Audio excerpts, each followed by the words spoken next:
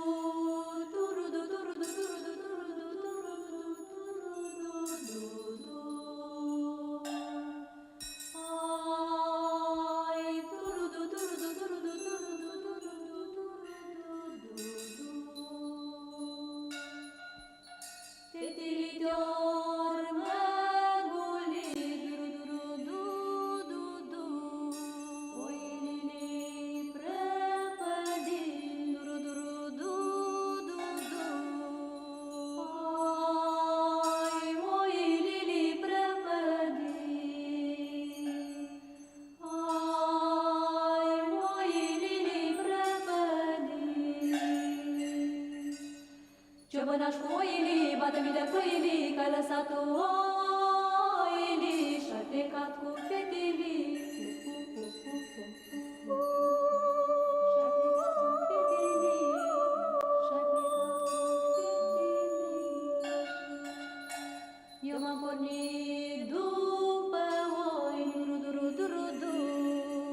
M-am întâlnit cu iepuroi, du-du-du-du-du-du. Bună cale iepuroi, n-ai văzut un cârdioi. Oi, n-ai văzut un cârdioi.